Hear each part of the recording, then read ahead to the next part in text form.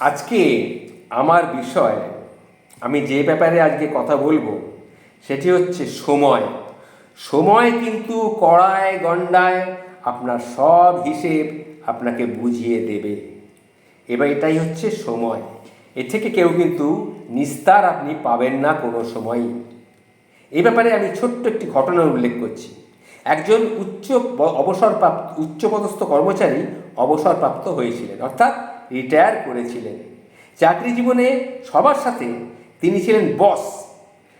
সেই বস থাকাকালীন তার ডিপার্টমেন্টের সবার সাথে অত্যন্ত তিনি রূঢ় ব্যবহার করতেন, দুর্ব্যবহার করতেন। এরপরে তিনি অবসর নিলেন। অবসরের পর 5-5টা বছর কেটে গেছে। তিনি একদিন, তার কি মনে হলো, তিনি তার পুরানো অফিসে গেলেন কিছু জরুরি কাজে। ঘটনাটা কিন্তু দুঃখ হলেও সত্য। আজ কিন্তু তাকে কেউ অভ্যর্থনা জানালো না, কেউ এগিয়েও এলো না।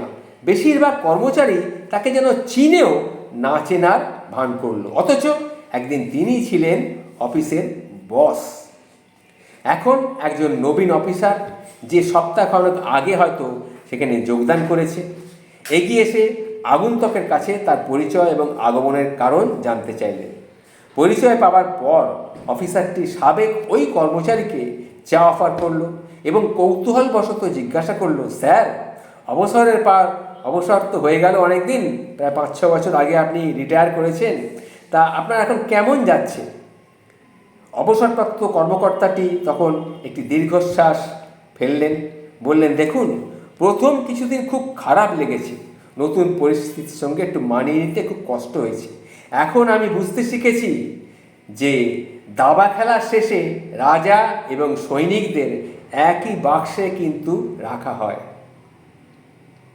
আবার বলছি, দাবা খেলা শেষ হয়ে গেলে সেই দাবা খেলার যে ঘুঁটিগুলো, তার মধ্যে কিছু রাজা থাকেন, একজন সৈনিক থাকেন, রানী থাকেন, মন্ত্রী থাকেন, তাদের কিন্তু একই বাক্সে রাখা হয়। পদমর্যাদা, বংশ পরিচয়, উপাধি, পদবি, শান শৌকত, এসবই কিন্তু অস্থায়ী। মানুষের ভালোবাসাটাই হচ্ছে আসল, যা ভালো কাজ, যা বিনয় এবং সুন্দর আচরণ দিয়ে অর্জন করতে হয়। দুঃখের বিষয় কি জানেন, আমি সেগুলো কিছুই অর্জন করতে পারিনি।